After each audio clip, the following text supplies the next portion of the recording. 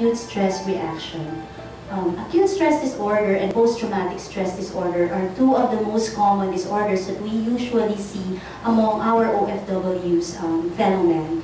These are conditions marked by the development of symptoms after exposure to traumatic life events. Patients react with fear and helplessness, persistently relieves the event, and tries to avoid being reminded of it. So, the person has been exposed to a traumatic event in which both of the following are present. So, number one, the person experienced, witnessed, or was confronted with an event or events that involved actual or threatened death or serious injury, or a threat to the physical integrity of self or others. Or number two, the person's response involved intense fear, helplessness, or horror. So, there are two types of this stress reaction. One is an acute stress disorder and the other one is a post-traumatic stress disorder. The only difference lies in the amount of time that is needed to meet the criteria for each. So the ASD would occur for only 4 weeks after the traumatic event, or within the 4 weeks after the traumatic event, and it usually would remit within a day or after a month.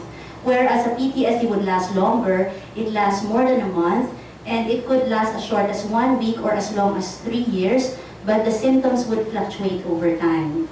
So what are the stressors that we would usually see? The stressors should sufficiently be overwhelming, and they can arise from experiences in war, torture, natural catastrophes, assault, rape, and serious accidents.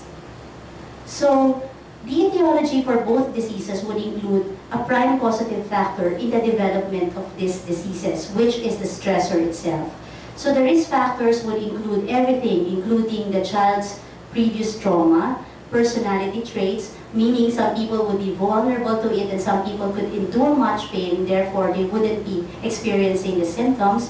Inadequate family or peer support system. Being a female is a risk factor.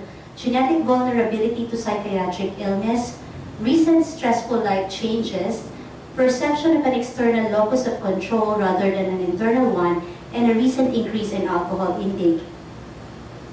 So these are the example of the stressors that we would usually see, whether it be happening here in the Philippines or somewhere out or outside of the Philippines, or as experienced by our OFWs. A death of a loved one, a catastrophe, a natural catastrophe, terrorists, and the like. So the principal features of patient experiencing such diseases would be there is a painful re-experiencing of the event, meaning it would go over and over in their heads what really happened. There is pattern of avoidance and emotional numbing, meaning they would avoid situations that are somehow similar to the event that has happened, and they would somehow refuse to see things that are somehow similar to the event. And they would usually be hypervigilant, and fairly constant hyperarousal is usually seen, meaning they're easily frightened, they're easily irritated, and they are hypervigilant.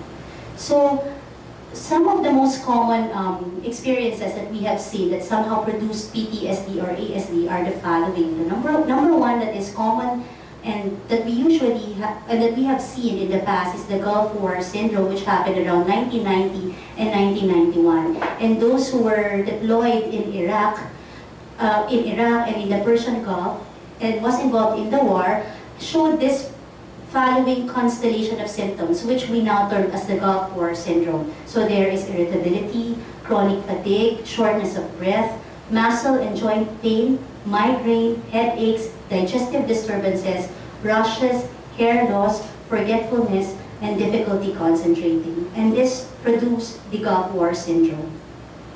Another one is that happened in September 11 of 2001, the Twin Tower terrorist attack by a suicide bomber in the United States, or the 9/11 tragedy. So this has produced a couple of victims, and this has produced some terrible PTSD symptoms among those to survive the event. And the most recent one is the one that happened in earthquake in Haiti. And most of our fellow men who were deployed there were somehow, those that were brought back to the Philippines somehow experienced hypervigilance and irritability and some symptoms of depression, which we usually would see in patients who have experienced and witnessed this kind of tragedies. And another one, which is rather more common, in fact, the OWA-ARMM showed that around 2008 to 2009, they have received a total of around 181 welfare cases of this rape and maltreatment against our Filipino overseas workers. The cases that the regional office handled involved maltreatment, unpaid salary, runaway, sexual molestation, abuse and rape, contract violation, even death, overload of work, sickness, and those who have no communication with the relative abroad, among others. So this is one of the most common. So once these patients are diagnosed, so how do we go about the treatment of such patients? This would involve a vast array of, or a multi-system approach, and it would include a conglomeration of all the followings. It would involve the family, the community, as well as the medical practitioners. So the support and the encouragement should have to come from both the family and their communities, and education, pharmacotherapy, and psychotherapy would be the work of the medical practitioners. So in the pharmacotherapy wing, there are a lot of antidepressants and anxiolytic drugs that are available in the market that are used to treat such patients. So this would be focusing much on their symptoms of depression, symptoms of anxiety, and hyperarousability. So those that are involved are, or those that are available are the specific serotonin reuptake inhibitors, the tricyclic antidepressants, the benzodiazepines, and others would include antihypertensives such as clonidine and atenolol, because such patients who would experience such diseases would have some form of sympathetic overload, or they would be experiencing much of the sympathetic symptoms. So the clonidine and atenolol would somehow work on this particular area.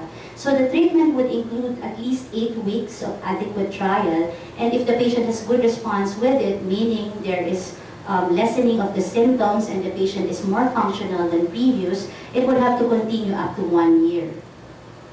So psychotherapy would include behavior therapy, cognitive therapy. Some would resort into hypnosis, and most of the psychotherapeutic approaches would involve exposure treatment, education to teach stress management, and the EMDR. Well, the basic notion that the patient has to re-experience it and to be desensitized from these stresses would be the core of the psychotherapeutic approaches.